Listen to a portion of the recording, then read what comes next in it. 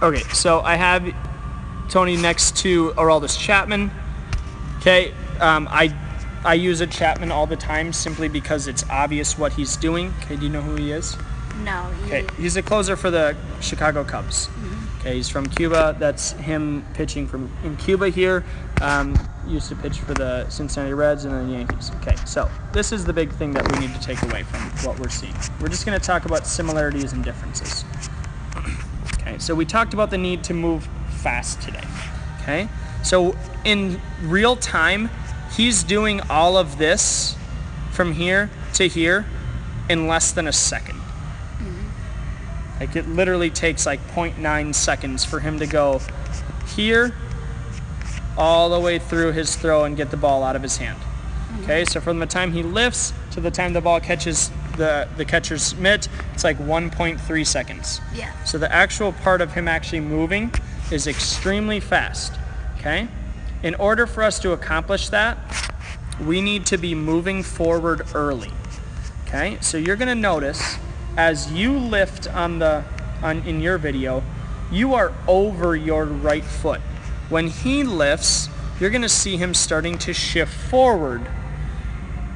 Okay, so we're at the same point in our motion, and you're going to see that he's farther. Okay? Go down to the bottom of your arm swing. Okay? Go to the bottom of his arm swing. You're going to notice here, he has moved farther than you. Okay, now he's also taller, so he's not only moving farther, but he has to move faster because he has more to go. He's like 6'3". Okay, so he has a longer distance to go, and he's doing it faster than you.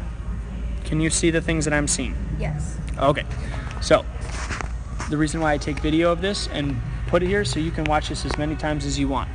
Okay, now I take you down to the mound. I'll take you where your arm gets flat to the ground. Okay, take him to where his gets flat to the ground. We can see that his feet are farther apart. He has gone farther down the mound. Okay, I'll tell you something that you do really well right now. Foot's coming down right there, and your arm is just getting up ready to throw the baseball. That is a very good quality that you have. Okay, take him. We'll notice that he's doing the same thing. As his foot's coming down, he's just getting his arm up ready to throw. This is what you do extremely well. So the timing of what you do is very, very good. Okay. Okay, last thing. Okay, so when your foot comes down, this is your upper half. When his foot comes down, this is his upper half. It looks very, very similar. Upper half looks very, very similar. If we look at your legs, they look very different. We notice that his have turned much more than yours have. So if I look at your back hip, it is still facing us where his is facing the catcher.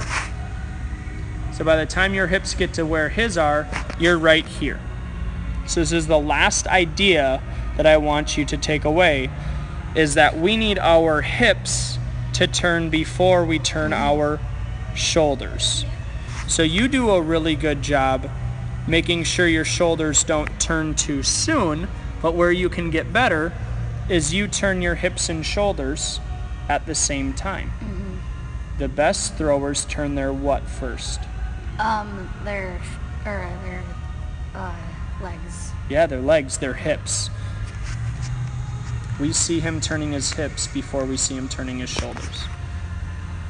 Okay, you have this video accessible to you for as long as you want. Okay, so you can come and refer to this in a year. Do I look similar? Do I look different? What did he say? I forget. Let's go look at that video.